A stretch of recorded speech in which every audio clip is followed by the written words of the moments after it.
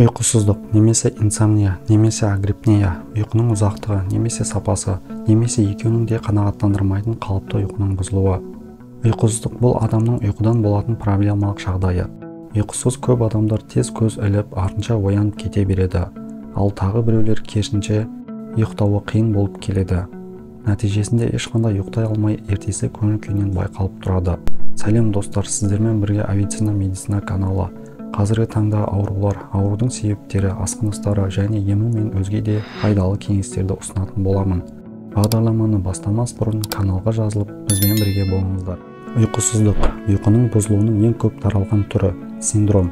Бұл ауру емес, тек оның белгілері, сипаты, ұйықтайтын уақытта көздің ілінбеуі, түн ортасында жиі ояна беру, таңертең ерте ояну, сағат дабыл соққанға дейін кемде 30 минут бұрын.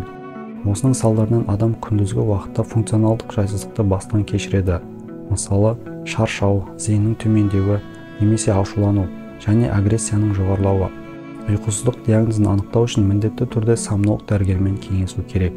Ұйқысыздықты тудыратын жағдайларға мыналар жатады: қоғамнан оқшаулану, депрессия немесе мазасыздықтың бірнеше күнге созылуы, үнемі ұйқының қанбауы, күнделікті кеш ұйқыға жату, ауыспалы кестемен жұмыс істеу, сағаттық белдеудің ауысуы, кофеин, темекі, ішімдік сияқты зиянды заттарды тұтыну, дәрілік препараттардың жаным әсерінің болуы, ешқандай жұмыспен айналыспай бос жүру.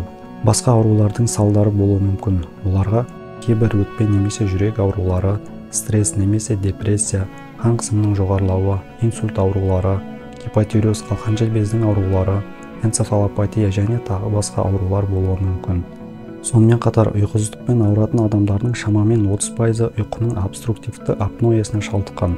Бұл терминді көп адам білмейді, бірақ жер бетінде 1 миллиардқа жуық ересек адамда болатын ауру.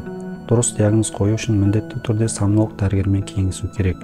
Диагноз қоюға адамның жұмыс кестесі ескеріледі және ұйқының бұзылуы көрінісі полисомнографиялық тексеріс жүргізіледі.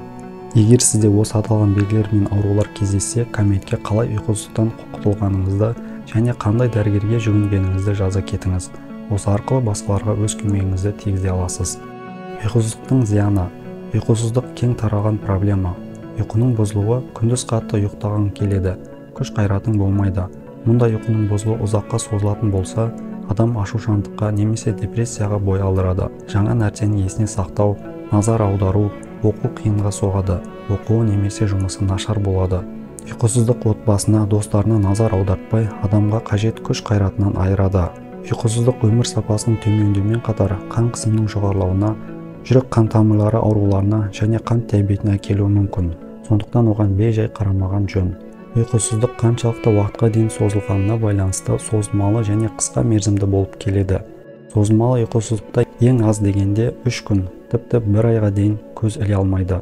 Қысқа мерзімді ұйқысыздықтың себебін табатын болса, ешқандай емсіз-ақ өтіп кетеді. Ұйықтау уақытын реттеп, өмір сүру әдетін өзгертетін болса, мұндай бұзылуды жөндеуге болады. Ұйқының бұзылу себебі анықталмаса, сомнолог дәрігеріне қаралған дұрыс. Құрметті достар, видео ұнаған болса лайк басып коммент қалдырыңыз. Каналға тіркелмеген болсаңыз тіркелуіңізді сұраймын. Мені қолдағаныңызға мың алғыс. Дендеріңіз сау болсын.